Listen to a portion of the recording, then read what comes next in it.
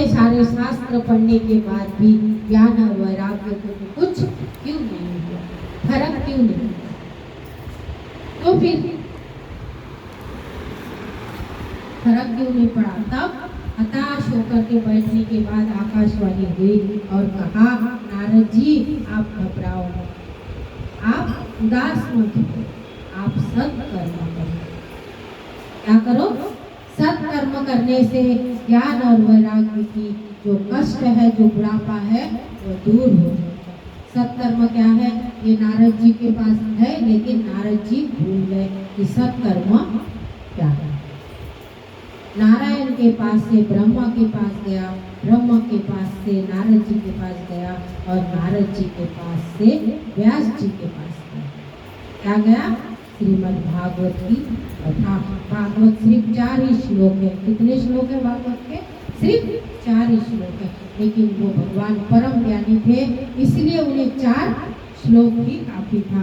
लेकिन हम अज्ञान है कलयुग के लोग, इसलिए 18,000 श्लोक व्यास जी को बनाना पड़ा ताकि हम उसको पढ़ के कल्याण कर सके हमारा, लेकिन हम वो भी नहीं कर सकते। तो नारद जी के पास भी था, नारद जी ने ही सुखदेव को दिया, लेकिन भूल गए नारद जी। तो सोमकादिक ऋषि नारद जी भटकने लग गए और सब साधु संतों को पूछने लग गए कि सत्कर्म क्या है, सत्कर्म क्या है। तब नारद जी को देखकर हर जो संत है डरने लगे, क्योंकि नारद जी परम ज्ञानी है। अगर नारद जी के पास इसका जवाब नहीं तो हमारे पास क्या है? कोई कहते हैं कि वो तीर्थ यात्रा में चले गए हैं, घर पे नहीं, आश्रम में भी, ऐसे झूठ बोल कर भी अपना रास्ता निकाल रहे हैं। तब सोमकादिक ऋषियों ने देखा कि नारद जी का मुंह लटकाते हैं, तो नारद जी को टोका और कहा, आपकी समस्या क्या है, ये हमें आप बताएं। तब सोमकादिक ऋषियों को नारद जी ने कहा कि माँ भक्ति की कष्ट को मैं दूर नहीं कर पा रहा हूँ, ज्ञान वैराग्य को मैं जवान नहीं कर पा रहा हूँ, उनको मैं जगा नहीं पा रहा हूँ। मैंने सब सुना दिया है, लेकिन उनको लेश मात्र का फर्क नहीं पड़ा। तब सोमकादिक ऋषि कहते हैं, नारद जी वो तो आप ही के पास है। तो नारद जी ने कहा, मैंने ऐसा क्या नहीं सुनाया जो ये दो भाई अभी तक इनको कुछ फर्क नहीं पड़ा, और जो मेरे पास है मैंने अभी तक नहीं सुनाया। ऐसी कौन सी चीज़ है जो मेरे पास है और मैंने अभी तक उसका प्रयोग नहीं किया है, ज्ञान और वैराग्य के लिए, माँ भक्ति के कष्ट को दूर करने के लिए। तब सोमकादिक ऋषि कहते हैं, श्रीमद् भागवत की कथा सुनाओ आप, तो ज्ञान और वैराग्य के कष्ट दूर हो जाए, माँ भक्ति की कष्ट निवृत्ति दूर हो जाए। तो नारद जी को श्राप है, एक जगह बैठ नहीं सकते। तो कथा कौन करेगा? नारद जी। देखो नाम की भी विशेषताएं होती है। कोई एक, जैसे कि अनेक आचार्य आ रहे हैं वो कथा सुनाने के लिए, तो हम सब दौड़ेंगे। तो नाम का भी प्रभाव है कि कथा कौन सुना रहा है? नारद जी। और नारद जी को तो एक जगह बैठ नहीं सकते, तो वो कथा सुनने के लिए पूरा जमावड़ा है। तो नारद जी ने सोमकादिक ऋषियों के लिए 4 आसन सिंहासन बनाए, बालू की रेत से नदी के किनारे, और 3 आसन माँ भक्ति के लिए, ज्ञान और वैराग्य के लिए बनाए।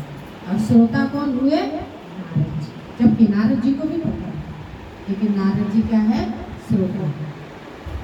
और जैसे ही कथा का शुभारंभ हुआ, माँ भक्ति और ज्ञान वैराग्य नाचने लगकर आसन के ऊपर। तो समस्त लोग देखकर कह रहे हैं कि ये तीनों कौन हैं? तब नारद जी कहते हैं, जिनके लिए हमने कथा शुरू की है, जिनके लिए हमने कथा रखी थी, 7 दिन की कथा, वो ज्ञान और वैराग्य और माँ भक्ति है। 2 बेटे जवान हो गए, माँ भक्ति का कष्ट दूर हो गया और नारद जी भी प्रसन्न हो गए। तब माँ भक्ति कहती है, हे सोमकादिक ऋषि, मैं आपकी क्या सेवा करूं जो आपने मेरा कष्ट को दूर किया? मैं आपकी क्या सेवा करूं जो मैं आपके काम आ सकूं, जो आपने मेरा कष्ट दूर किया है, मेरे 2 बेटे को जवान कर दिया है। 20 साल की उम्र में 80 साल के बच्चे, और माँ 60 साल की उम्र में 20 साल की है।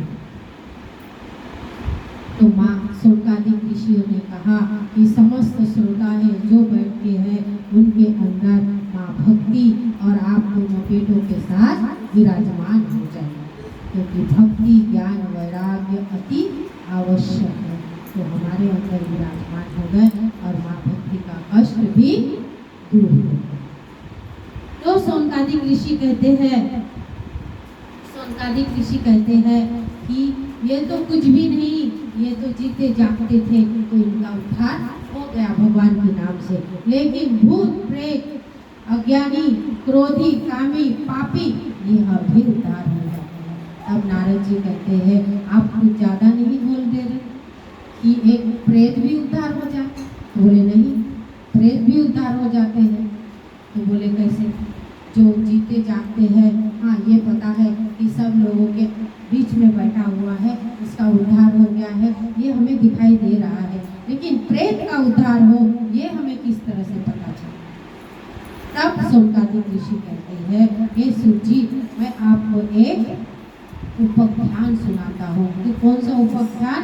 गोकर्ण उपाख्यान। उपाख्यान यानी कहानी। तो किसकी उपाख्यान सुना रहे? गोकर्ण की उपाख्यान।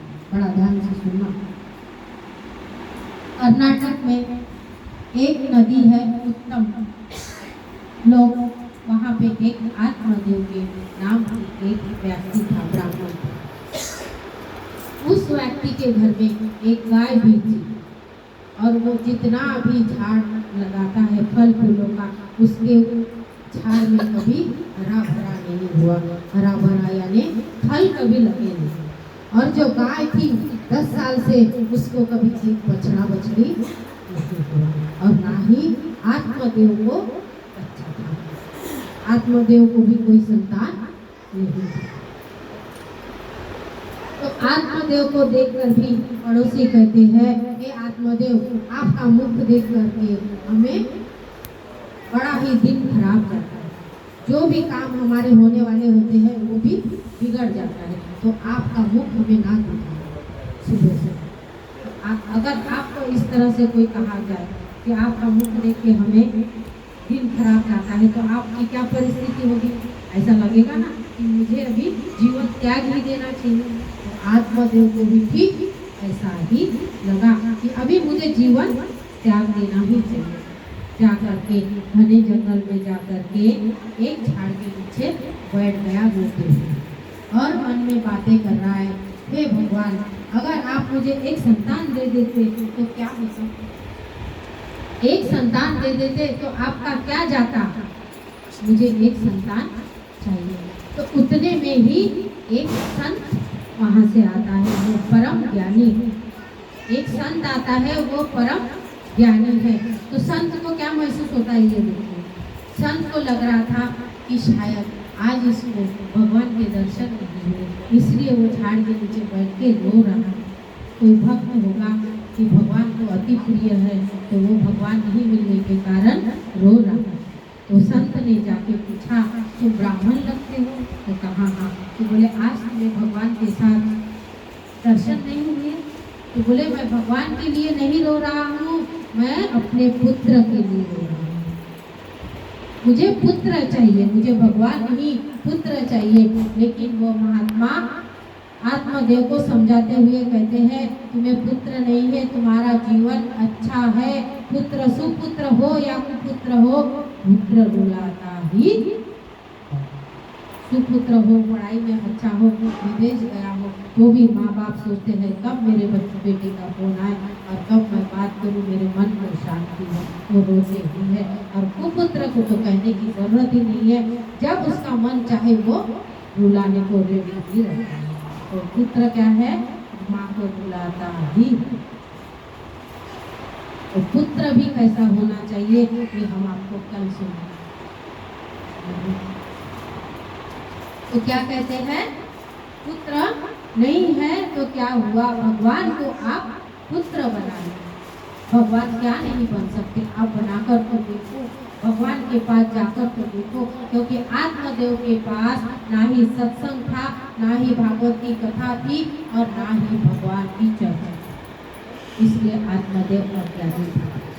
तो संत कहते हैं तुम भगवान को बनाओ, तुम ही हो माता पिता, तुम ही हो बंधु सखा, तुम ही हो। भगवान क्या नहीं बन सकते, हर कुछ बन सकते, एक बार बनाकर तुम देखो। हम जहाँ पर भी जाते हैं, मंदिर जाए, जहाँ पर भी जाए, हम क्या कहते हैं, भगवान हमें कृपा बनाए। नहीं, भगवान को कहो कि भगवान आप इतनी आशक्ति दे कि मेरा मन आपके चरणों में ही सदा के लिए बना है। लेकिन हम क्या करते, हमारा कल्याण हो, हमारे ऊपर कृपा दृष्टि बनाए रहे। तो क्या कहा तुमने, कृपा दृष्टि यानी तुम्हारा मंगल हो, यही चाह रहे हैं। तुमने भगवान को चाहा नहीं, तो भगवान को क्या चाहिए कि तुम्हारे पास हम आए, तुम्हारे चरणों में ही मेरा मन लगा रहे, इसकी कृपा। ये हम बोल नहीं पाते। और सत्संग करने से, भागवत कथा सुनने से इसकी भी समझ आ जाती है। तो आत्मदेव बहुत समझाने के बाद भी वो रोता ही गया, और नहीं तो मैं अपना प्राण त्याग दूंगा, ऐसे बोल रहे। तब आत्मदेव ने कहा, तब संत ने कहा ठीक है, रो मत, तुम्हारा हाथ आगे बढ़ो। तो हाथ की रेखाओं को देखकर और माथाओं की मस्तक की रेखाओं को देखकर कहा, आत्मदेव तुम एक जन्म की बात करते